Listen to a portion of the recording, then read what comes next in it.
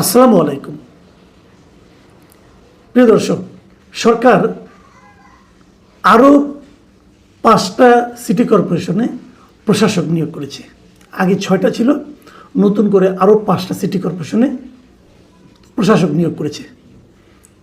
এবং বলা বাহুল্য, আগের 6টার মতো এই 5টাতেও সম্পূর্ণভাবে বিএনপি দলীয় নেতাদের নিয়োগ করা হয়েছে। আমি দেখলাম 5টার মধ্যে একটাতে বিএনপির কেন্দ্রীয় কমিটির একজন সাংগঠনিক সম্পাদক ওই বিভাগের, তাকে নিয়োগ দেওয়া হয়েছে। আর বাকি 4টাতে ওই এলাকার মহানগরী অথবা জেলা এরকম বিএনপির সাধারণ সম্পাদক বা সদস্য সচিব এদেরকে নিয়োগ দেওয়া হয়েছে। তার মানে 11টা সিটি কর্পোরেশনের সব জায়গায় এখন বিএনপির লোকজন প্রশাসক হিসাবে নিয়োগ পেল। এই বিষয়টা কী দাঁড়ালো? এটা কি ভালো হলো নাকি মন্দ হলো? এটা নিয়ে একটু কথা বলতে চাই। প্রথম যখন 6টা সিটি কর্পোরেশনে প্রশাসক নিয়োগ করা হয়েছিল, আমি তখন এটা সমালোচনা করেছিলাম যে এই দলীয়করণের তো কোনো প্রয়োজন ছিল না। আপনারা দ্রুত নির্বাচন দিয়ে দিতেন, আর নির্বাচনের আগ পর্যন্ত যে সরকারি কর্মকর্তারা প্রশাসক হিসেবে ছিল তারাই চালাতো। 1.5 বছর তো প্রশাসক দিয়ে চললো, আর কটা দিন চলতো, অসুবিধাটা কী হতো? তাতে অন্তত পক্ষে আপনাদের একটা দলীয়করণের যে বদনাম সেটা আপনাদের গায়ে লাগতো না। এখন আপনারা হয়তো বলবেন, আমরা তো একটু দলীয় সরকার, আমি দলীয়করণ করতেই পারি না। আপনি পারেন না। এটা করলে সাধারণ মানুষের কাছে আপনাদের গ্রহণযোগ্যতা কমবে। আপনি দলের লোককে নিয়োগ করেন, মনোনয়ন দেন নির্বাচনে, তারা যে জনগণ তাদেরকে চায় তারা নির্বাচিত হয়ে আসবে। আপনারা তা করেননি। আপনারা যে কাজটা করেছেন অযুক্তি। আমি একটা উদাহরণ দিয়ে বলি, ঢাকা উত্তরে যাকে আপনি সিটি কর্পোরেশনের প্রশাসক নিয়োগ করেছেন, এই ভদ্রলোক তো নির্বাচনে হেরেছিল। উত্তর সিটি কর্পোরেশনের যে কয়টা সংসদীয় আসন আছে তার একটা সংসদীয় আসনে উনি পরাজিত হয়েছেন। তো একজন পরাজিত এমপি ইলেকশনে পরাজিত ব্যক্তিকে আপনি আরও বড় জায়গায় এনে বসিয়ে দিলেন। ওনার এলাকার লোক ওনাকে প্রত্যাখ্যান করেছে, আপনি দলীয়ভাবে তাকে ওই এলাকা সহ আরও কয়েকটা এলাকা মিলে যে বড় একটা জায়গা সিটি কর্পোরেশন উত্তর, সেখানে প্রশাসক বানিয়ে দিলেন। তাহলে তো আপনি জনগণের মতামতের বিপরীতে কাজটা করলেন। কাজটা কি লজিক্যাল হলো? তো না। দেখেন, আপনার নতুন সরকার এসেছেন, আপনার সমালোচনা আমি করতে চাই না, কিন্তু এই যে বিষয়গুলো যদি নিজেরা নিজেদের জন্য সমালোচনাকে ইনভাইট করেন, আমরা কি করতে পারবো? এবং এটা ইনভাইট করেছেন আপনারা, এটা কার বুদ্ধিতে হয়েছে আমি জানি না। আমি আমি মনে করি বিএনপি বেশ শুরু থেকে কয়েকটা ভুল করেছে। ক্যাবিনেট গঠনের সময় ভুল করেছে, একটা বড় ভুল করেছে। এই ব্লান্ডার তারা কীভাবে হ্যান্ডেল করবে আমি এখনও জানি না। আর এই সিটি কর্পোরেশনে তারা পলিটিক্যাল ভুল করতে যাচ্ছে, টোটালি রাজনৈতিক ভুল। আমি আমার মতো করে বলি, আমি যেভাবে বুঝেছি সেভাবে আমি জিনিসটা বলি। এই আপনি যাদেরকে নিয়োগ দিলেন, আমি ধরে নিতে পারি এদেরকে হয়তো আপনারা পরবর্তী সময়ে মেয়র হিসেবে মনোনয়ন দেবেন তো দেবেন, নাহলে তাদেরকে আপনি আগে আনলেন কেন? হয়তো আপনারা ভেবেছেন যে তারা আগে এসে একটু অভিজ্ঞতা অর্জন করবে এবং সেই অভিজ্ঞতার আলোকে তারা হয়তো পরবর্তীতে খুব ভালো একজন মেয়র হবে। কিন্তু সমস্যাটা হচ্ছে, ওনারা যেই দিন থেকে প্রশাসকের দায়িত্ব নেবেন সেই দিন থেকেই ওনাদের জনপ্রিয়তা কমতে থাকবে, গ্যারান্টি। আপনি লিখে রাখেন। কেন কমতে থাকবে জানেন? আমি সেটাও বলি। ওনারা মনে করবেন আমরা তো 6 মাস অথবা 1 বছরের জন্য অথবা 7 মাস অথবা 3 মাসের জন্য, যে কদিনের জন্য হোক, আমি তো এখানে এসেছি, আমি তো পরবর্তীতে আবার নির্বাচিত নাও হতে পারি।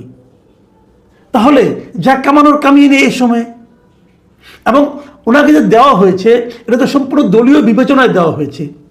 সেই কারণে এই দলের আরও যারা আছে তার নিচের পর্যায়ে নেতা, পাতি নেতা, তারাও কিন্তু বলবে আপনি মেয়র হয়েছেন, আপনি প্রশাসক হয়েছেন, আমাদেরকে বিভিন্ন রকম কাজকর্ম দেন, আমরা কাজকর্ম করি। এই যে দলের নেতাদেরকে উনি সার্ভ করতে যাবেন, ওনার জনপ্রিয়তা কমবে।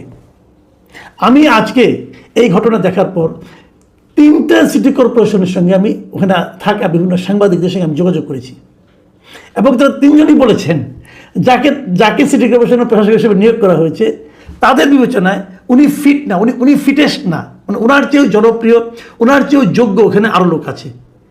এখন তাকে দেওয়াতে গত ইলেকশনে তাদেরকে মনোনয়ন দেওয়া হয়নি, তারা এক ধরনের হতাশায় ছিলেন, সিনিয়র লিডাররা হতাশায় ছিলেন। এখন যখন ওরা ভেবেছিলেন হয়তো সিটি কর্পোরেশনে ওনারা মনোনয়ন পাবেন, কিন্তু এই যে দেওয়া হলো না, দেওয়া না হওয়ার কারণে তারা এখন থেকে ইনঅ্যাক্টিভ হয়ে যাবেন। এর মধ্যে কেউ কেউ তো এমনও বললেন যে ওনারা এত বয়স্ক এবং এত অত্যাচারিত হয়েছেন গত 17 বছরে যে ওনাদের এখন আর মুখ দেখানোর জায়গা থাকলো না। এদের কেউ যদি মির্জা আব্বাসের মতো স্ট্রোক করে বসে তাও কেউ অবাক হবেন না আপনারা। ওনাদের বক্তব্য আমি যাদের সঙ্গে কথা বলেছি, এবং ওনারা বলেন ওনারা এখন ইনঅ্যাক্টিভ হয়ে যাবেন, এবং যেই দিন থেকে নাকি ওনাদের মনোনয়নটা দেওয়া হলো প্রশাসক হিসেবে, যেই দিন থেকে ওনারা প্রশাসকের দায়িত্ব নিয়ে বসবেন, সেই দিন থেকে ওখানে বিএনপি প্রার্থীর জনপ্রিয়তা কমতে থাকবে। তাহলে এটাকে আপনারা বুঝেন না? এটা আমি বুঝি, আমার ওই স্থানীয় সাংবাদিক বুঝে, আপনারা বুঝেন না? বিএনপিও বুঝে। তাহলে বিএনপি রিস্কটা নিল কেন? তাহলে বিএনপি কি জনগণের জনপ্রিয়তা এগুলি তোয়াক্কা করে না? বিএনপি কি হিসাব করে নিয়েছে আমার প্রার্থীকে কীভাবে পাশ করে আনতে হবে সেটা আমরা জানি? তাহলে কি আবারও সেই নির্বাচনকে একটা চোরাগুলির মধ্যে ঢুকিয়ে দেওয়া হবে? কেন? হয়তো বিএনপি কেউ বলবে, হয়তো সরকারের কেউ বলবে যে প্রশাসকদের নির্বাচন চলে না, সিটি কর্পোরেশন চলে না জনগণের সেবার জন্য। আরে ভাই, জনগণের সেবার জন্য তো তাহলে দরকার ছিল কাউন্সিলর। আপনার কাউন্সিলরগুলো দিয়ে দিতেন। কাউন্সিলর যারা নির্বাচিত হয়েছিলেন তারা তো নির্দলীয়ভাবে নির্বাচিত হয়েছিলেন। কাউন্সিলর তার দলীয় প্রতীকে হয় নাই। যদি নির্দলীয়ভাবে কাউন্সিলর নির্বাচিত হয়ে থাকে তাদের সবাইকে ওই আপনার নতুন প্রশাসক দেওয়ার দরকার নাই। যারা ইলেক্টেড হয়েছিলেন তাদেরকে আবার নতুন করে আনতেন, বলতেন ঠিক আছে ওই আগের আদেশটা প্রত্যাহার করে নিলাম, এই কাউন্সিলররা আবার নতুন করে কাজ করবে, জনগণের সেবার যে কাজগুলো আছে। দেখেন সিটি কর্পোরেশনের কাউন্সিলর তো অনেক কাজ, কিন্তু মানুষের কাউন্সিলর না থাকার কারণে, সরকারি কর্মকর্তা থাকার কারণে, সরকারি কর্মকর্তারা যে ওখানে দায়িত্ব পালন করছে এতে অনেক অসুবিধা হচ্ছে। তারা মানুষকে চেনে না। একটা জন্ম সনদ অথবা একটা আপনার সার্টিফিকেট, ক্যারেক্টার সার্টিফিকেট, এরকম প্রায় মানে 20-21টা কাজ কিন্তু কাউন্সিলরদের হাতে থাকে, জনগণের কাজগুলি, জনকল্যাণ সম্পর্কিত কাজ। তো ওটা তো আগে দরকার, ওইটা আনতেন। তা না এনে আপনি মেয়র পদে আপনি দলীয় লোককে জোর করে বসিয়ে দিলেন। ঠিক করেন নাই। আমি আরেকটা কথা বলি, আপনি যে কোনো লোককে এই সমস্ত সিটি, যে কোনো সিটি কর্পোরেশনে র্যান্ডমলি আপনাদের যদি কোনো নিরপেক্ষ কোনো আপনার মানে এরকম খবর নেওয়ার কোনো স্কোপ থাকে অথবা গোয়েন্দা সংস্থা আছে, যোগাযোগ করে দেখেন, যে কোনো জায়গায় যোগাযোগ করে দেখেন যে এই সিদ্ধান্তটা, সরকারের এই সিদ্ধান্তটা, দলীয় লোককে প্রশাসক নিয়োগ করার যে সিদ্ধান্তটা, এটাকে মানুষ ভালোভাবে নিচ্ছে কি নেয়নি দেখেন। আমি তো খবর নিয়েছি, নিচ্ছে না, তারা ভালোভাবে এটাকে নিচ্ছে না। 2-1জন সমর্থক পাবেন, আপনি নিশ্চিত থাকেন তারা বিএনপির লোক। বিএনপির লোক ছাড়া আর কেউ এটাকে ভালোভাবে নেবে না। একটা কথা মনে রাখবেন, এই নির্বাচনটা তো করলেন একটা তো আপনারা একটা জাতীয় নির্বাচন করেছেন, আপনাদের অভিজ্ঞতা হয়েছে। ভাবুন তো একবার, কেবল নিজের দলের ভোট দিয়ে কোনোদিন আপনি ইলেক্টেড হতে পারবেন না। বাংলাদেশের কোনো নির্বাচনে নিজের দলের লোকের ভোট দিয়েই নির্বাচিত হওয়া এটা কঠিন কাজ।